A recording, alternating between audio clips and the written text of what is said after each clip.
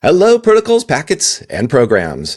No more AppSec noise pollution. It's time to find a secure design solution, which means this week we chat with Allie Mellen and Jeff Pollard about the fallout and lessons learned from the CrowdStrike fiasco. Start secure and stay tuned for Application Security Weekly.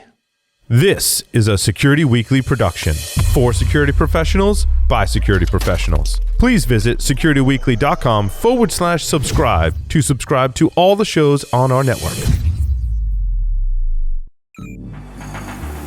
It's the show to learn the latest tools and techniques to understand DevOps, applications, and the cloud. Your trusted source for the latest AppSec news. It's time for Application Security Weekly.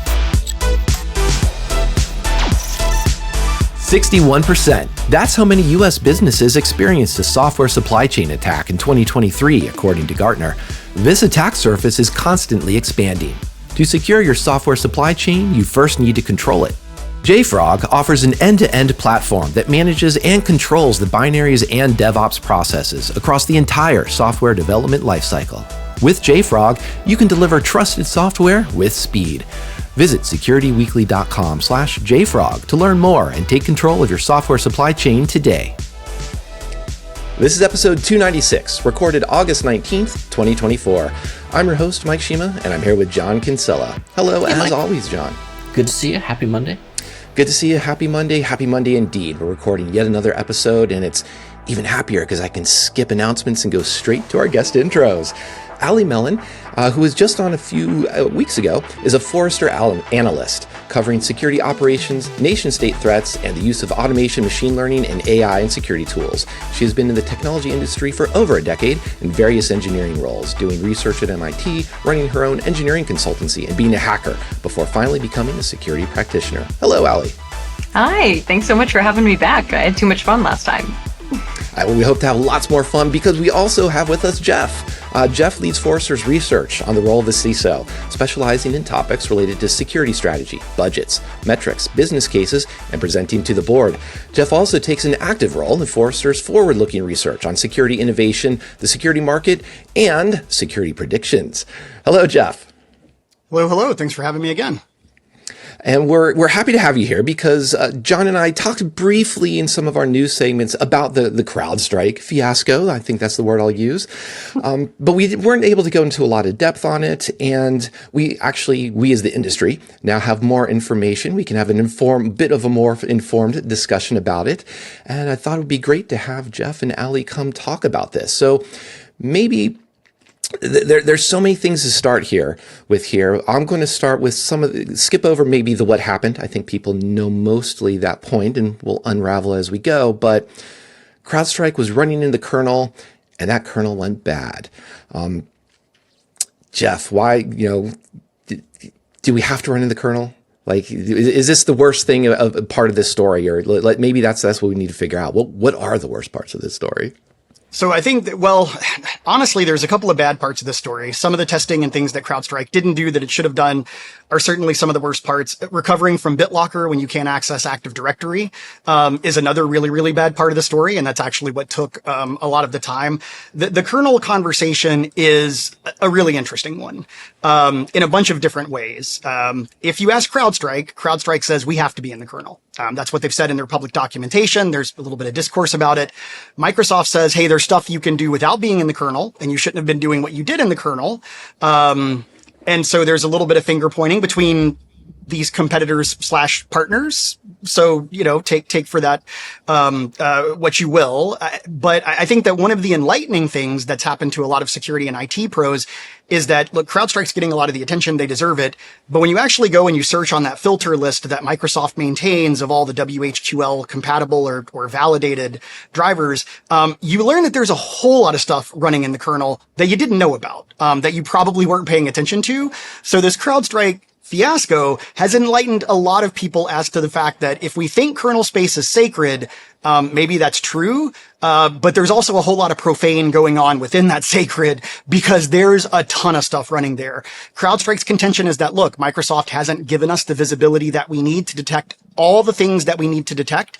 And so we have to do some of that in the kernel. We have to do some of that before everything boots up so we can give maximum, protection, maximum detection capability.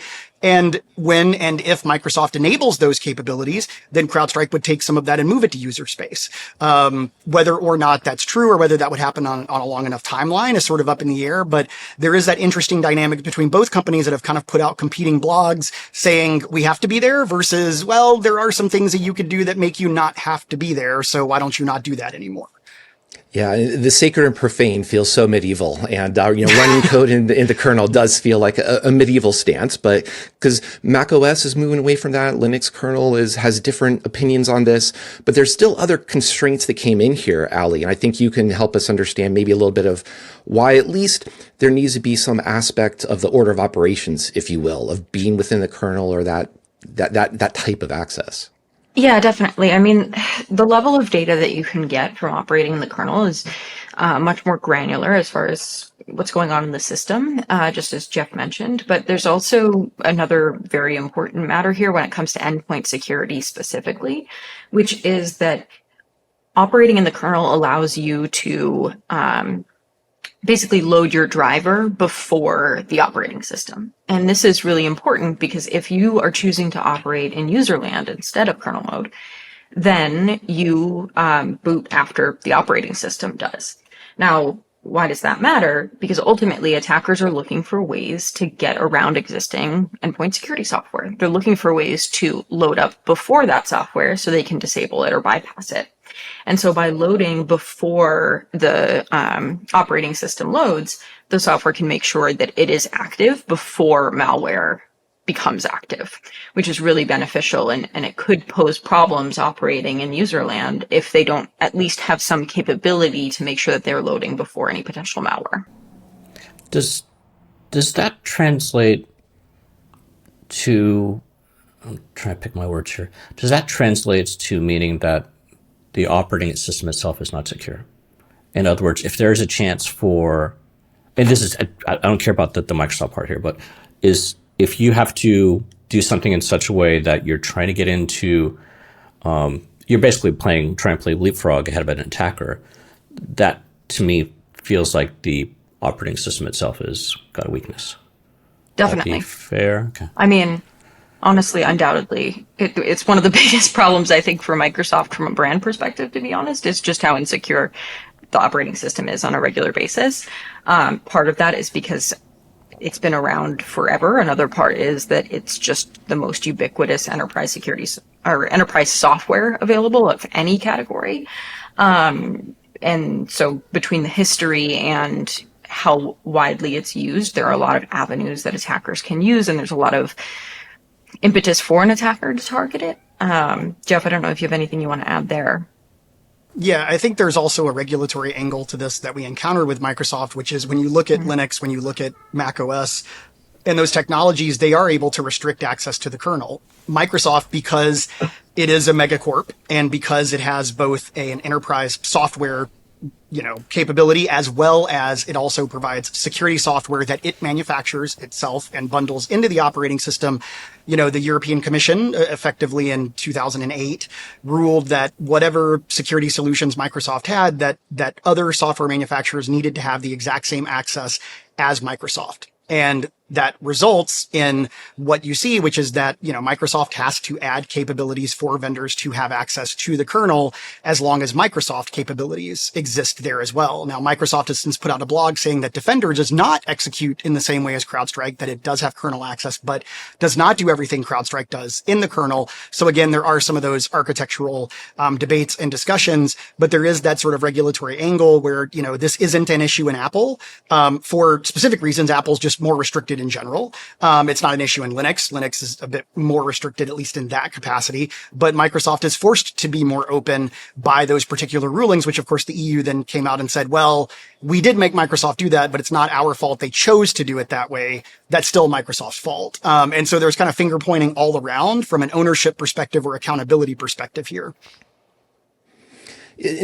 Part of this is actually maybe touching on that angle of, is this running the kernel, not running the kernel? There is a design aspect here in the sense of how was the configuration validated? How was the configuration executed? What were the failure modes for this software? Do you want a security tool like this to fail open, for example, or to skip an entry that it can't validate, or that it runs into a problem? Should it fail closed, which is basically that DOS that we've seen?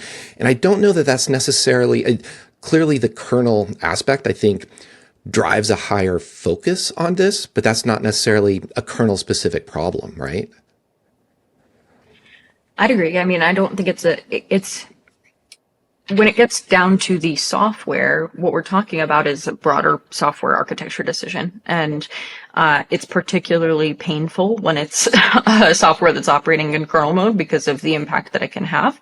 But the same issue, admittedly with much smaller impact, could happen in user land from the standpoint of just crashing the application instead of crashing the entire system. To me, one of the most interesting things, and we've talked about this a lot internally at Forrester, one of the most interesting things about this is, if you think about it, when you look at technically what CrowdStrike was doing in this instance, you could say that it's kind of similar to, say, an application like Spotify. When it's loading new songs, you're not necessarily going to do testing on every single song that you're loading, because they're supposed to follow a specified format. They're supposed to look a certain way. There's testing being done in a more limited fashion. But in the case of Spotify, they can largely get away with that. And I should say that I'm not familiar specifically with how Spotify goes about it. So if anybody is listening to this who works at Spotify, please correct me. But they can get away with that because you're not worrying about potentially crashing the entire system because they're not operating in kernel mode. And so there may also be an aspect here of, okay, can we make the same architectural decisions that we make with user land applications in kernel mode? Absolutely not.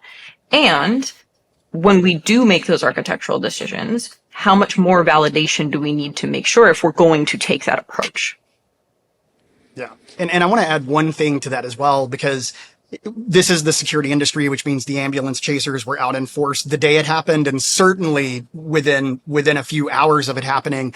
One caution that we're giving to every security team and IT team that we talk to out there, and application teams as well, is, look, if there's a vendor telling you that this could never happen to them, make sure you have your hand on your wallet, because they are trying to take money from you.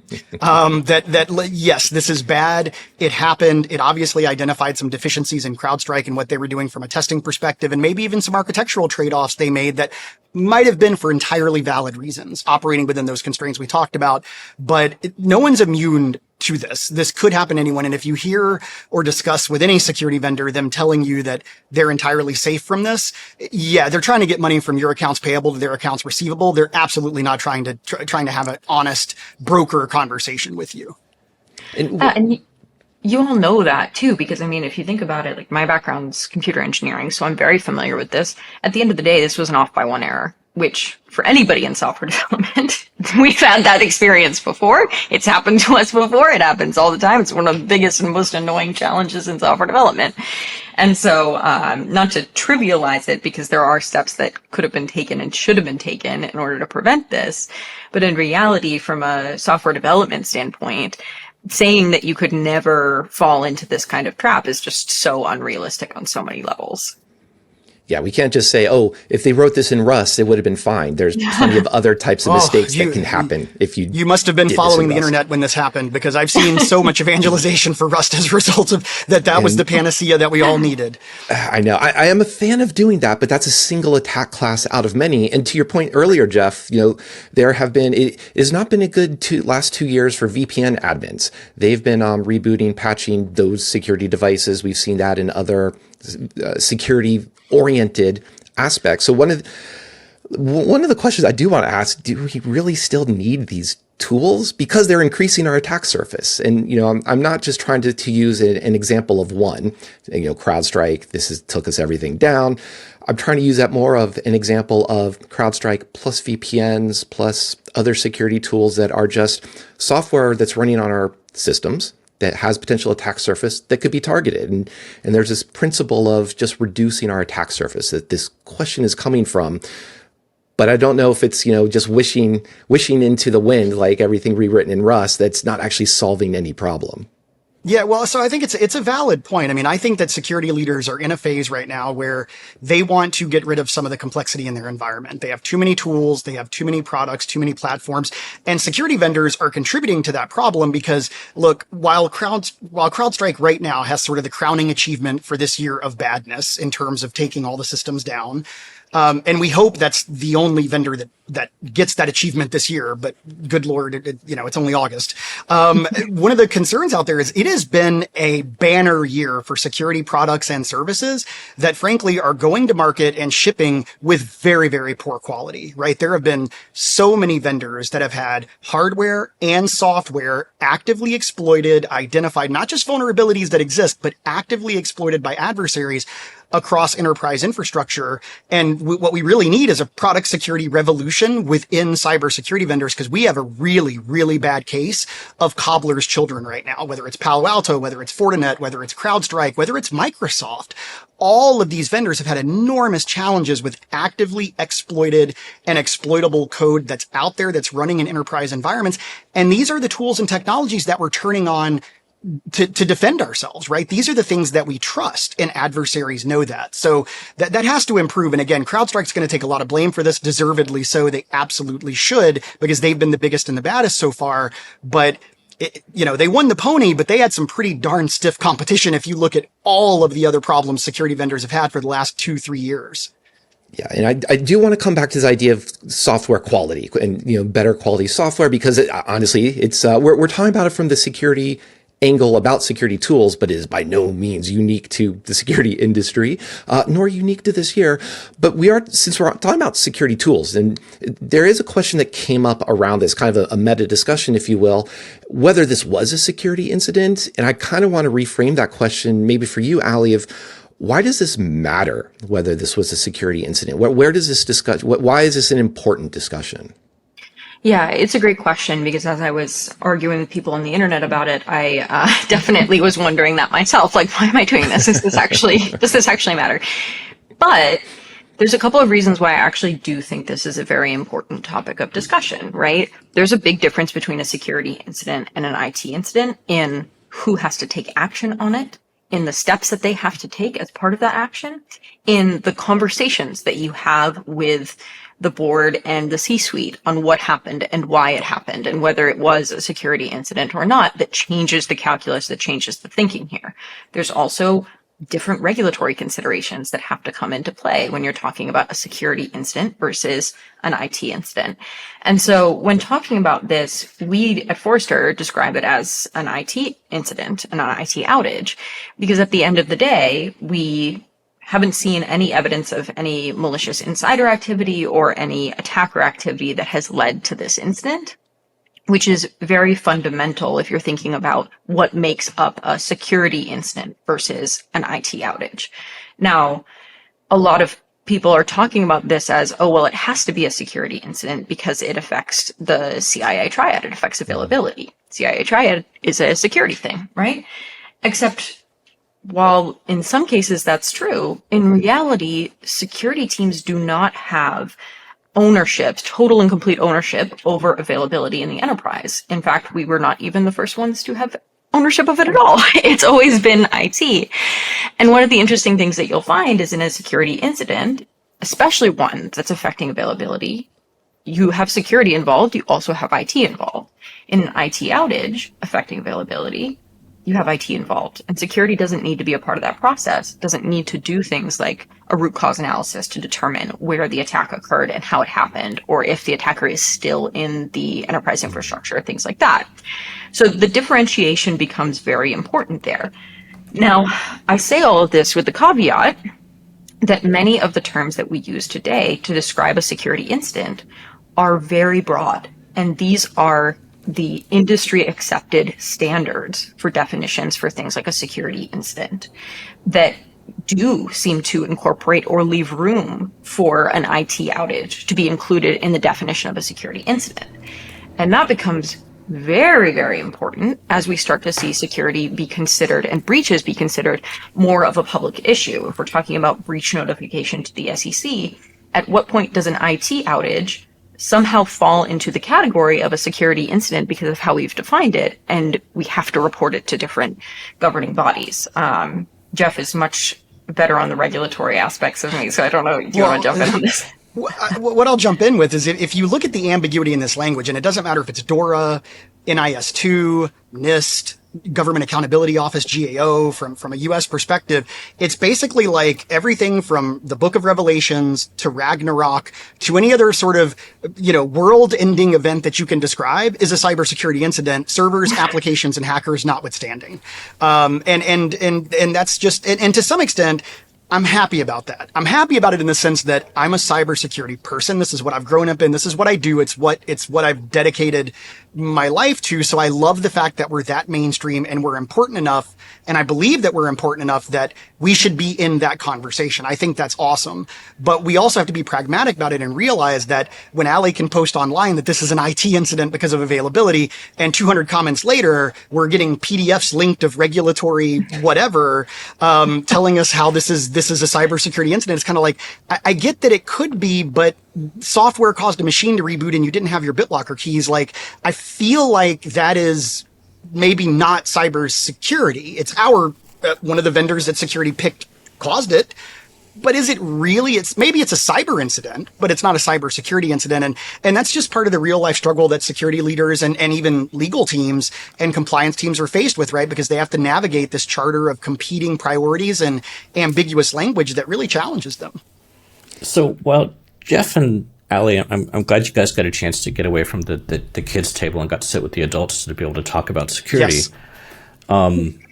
It seems like part of the problem here is going back to what Allie was saying, there is no security ownership in, the operating system, in the AV issues we had, in how folks are responding to this. I mean, large scale organizations that had to handle more than, let's say, 10,000 BitLocker keys, those were really interesting to watch on that Friday.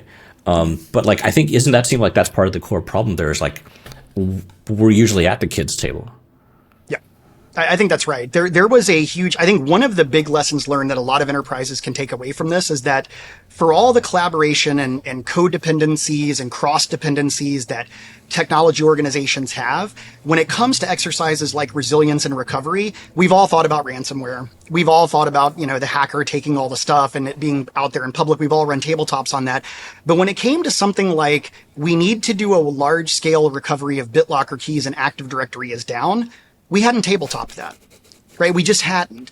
And maybe that's okay. There were other things that we needed to tabletop before that, but it did clearly highlight, and this is something Allie and I have experienced even at Forrester because we've teamed up with our colleagues that write to the technology, architecture, and delivery teams, so development teams and IT teams.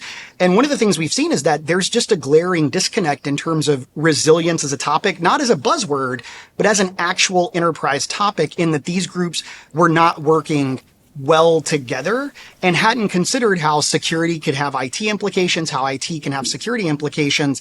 And those are things that need to be thought about because there are just more dependencies than we really understood. And that is a positive of this. It just came about as maybe some of the worst circumstances possible.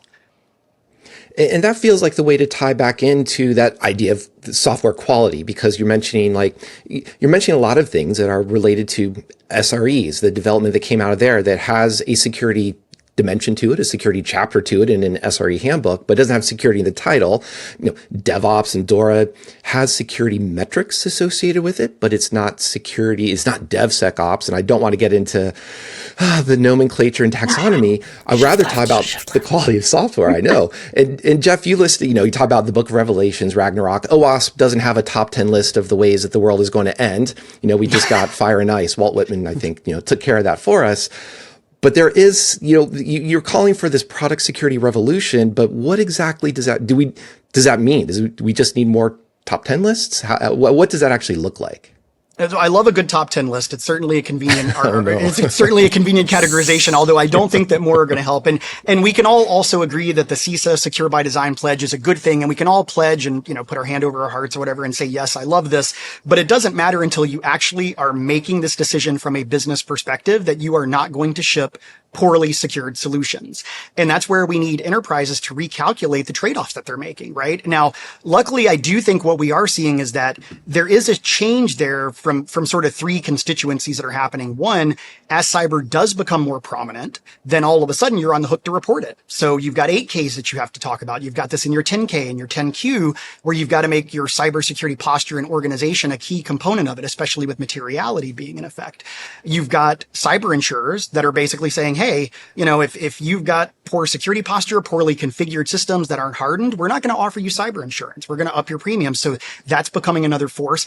And frankly, third-party risk management is another avenue for this, where we're seeing companies that will actively not choose to work with a partner or not become a customer of an organization if their security posture is not sufficient. So I think there are some externalities and constituencies that are starting to force this issue, but we need more of a focus on it. And we need security companies to really place an emphasis. We've seen it with Microsoft with its Secure the Future initiative, SFI, which it talked about. And look, we also have some cases where this happened historically. If you look at Zoom in the pandemic, they're a great example of this. Zoom had a number of issues that rose up during the pandemic to the point where it had to freeze its roadmap. Didn't have to, but it chose to. It froze its roadmap to secure its underlying solution.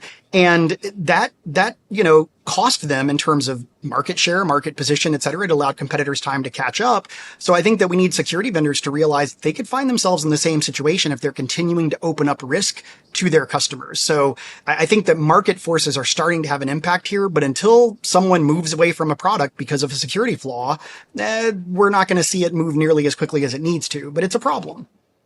And that's where I'm thinking I see something missing in the sense of like, those are external influences, but internally, like CISA does talk about secure design, and they're talking about like taking ownership of outcomes for users. That is a principle that you design to that influences choices, but that's not just use this framework or do this or do X, Y, Z. And I'm curious, Allie, if that, I know you're going to say something possibly in response to Jeff. I jumped in, but I don't know if this also expands part of that. Just what does a secure design look like? What is the lesson for someone who's actually writing code?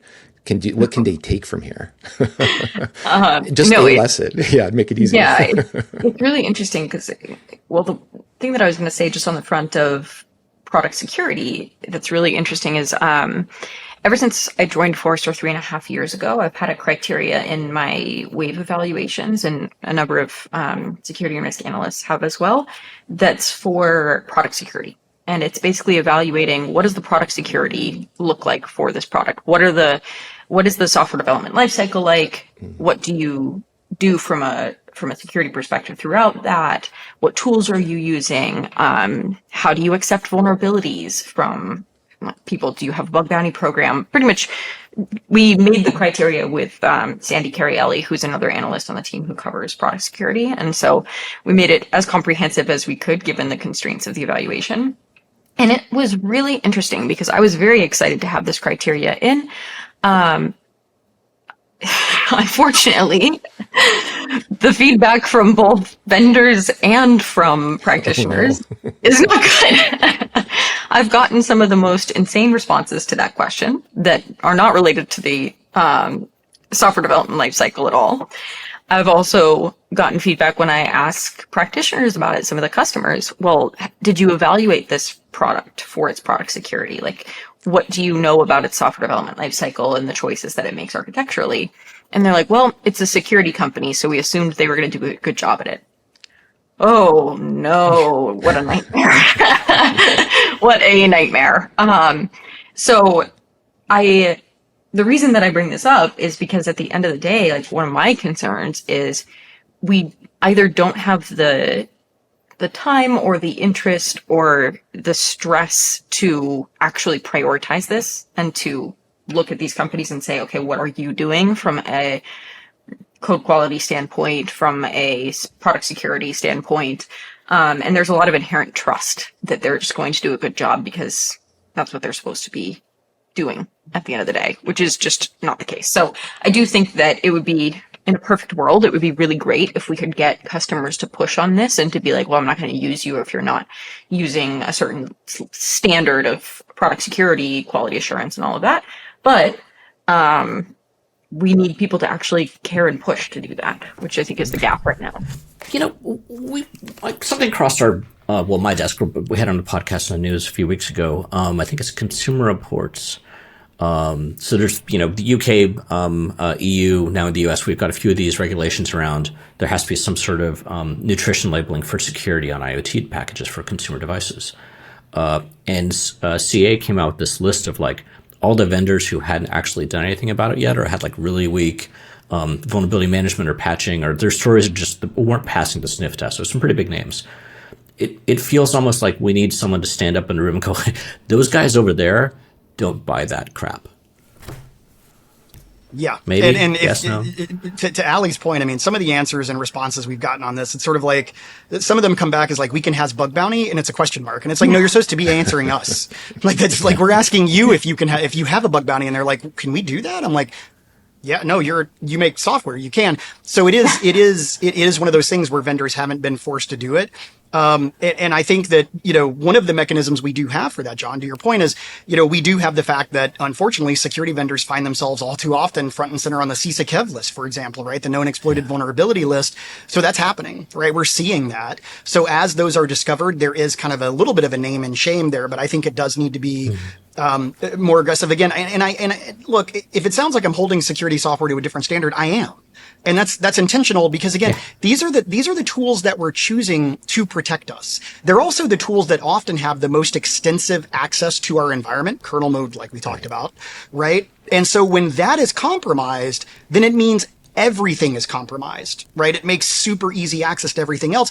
And so security vendors should be holding themselves to a higher standard because they are such a positive target, right? If you can achieve exploitability of a security solution, then you probably have unfettered access to the entirety of a customer's environment. And that is apocalyptic, right? That is security Ragnarok. And that's why we need these vendors to hold themselves more accountable. And if that means that you have to pause a feature release or a product manager has to decide between, quality of life feature A and security feature B, they really need to prioritize security feature B, right? We just need that mindset and mentality throughout the industry. And just to be really clear real quick before I pass it back to Mike, that was not a snide comment of hey, Forrester should do this. That was an open-ended comment. So I'm not trying to put you guys in the spot. No, I mean, it's very interesting to see the ways that the evaluations that we do can kind of push the industry in certain directions. And so it's something that we are constantly evaluating as at what point does it make sense to make a kind of recommendation like that, or to include that as a criteria for being a part of the wave process. So regardless, we are actively thinking about that and evaluating that as part of our decision making.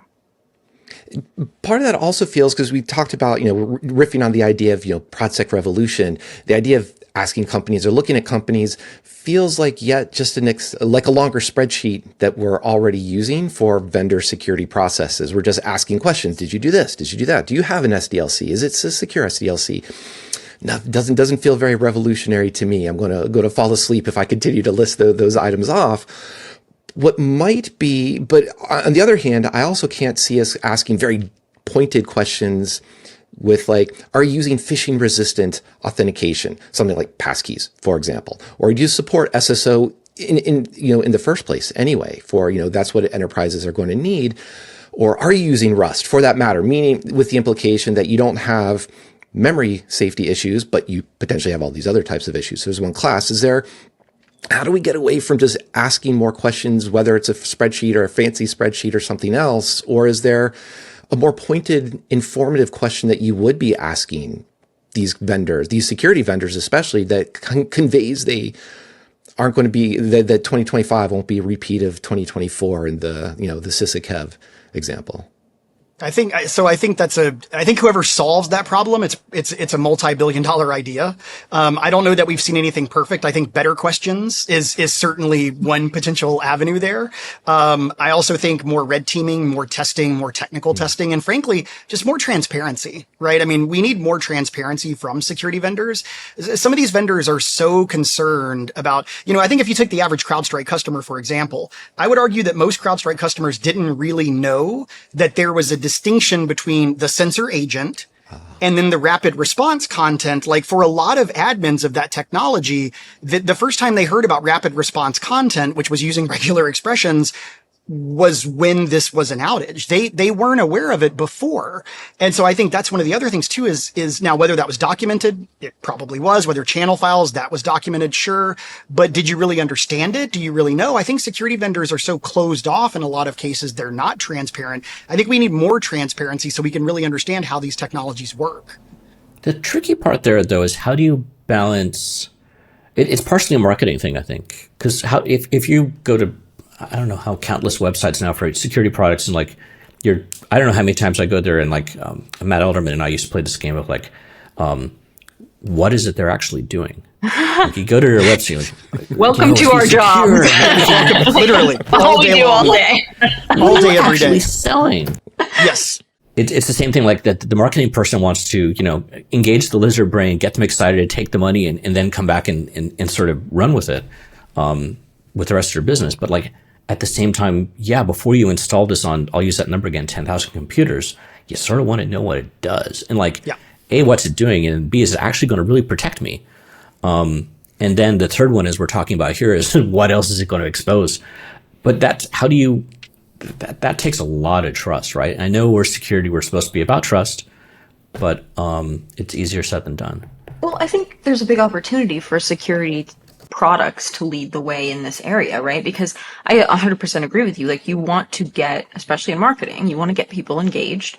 But I think one of the biggest problems with a lot of the security product marketing that we see is that a lot of it is that, oh, let's get them engaged. And then there's no depth after that. Because in reality, especially for such a technical field, people want to understand the tech. They want the technical answers so that they can make better decisions. And so I think there's a balance we can strike here where we can give them the excitement, the upfront information that's going to reel them in, but then also progressively disclose more information that makes it clear what's actually happening under the hood and how it can actually help them. I think, honestly, in many ways, this is what could be really useful to see in something like a customer trust center, where you actually have the information on what's going on behind the scenes so that they can get a better understanding of, yes, we do have a secure software development lifecycle. Here's the tools we use. Here's the validation and testing that we go through. That type of information would be so differentiating in this market because the bar is on the ground right now.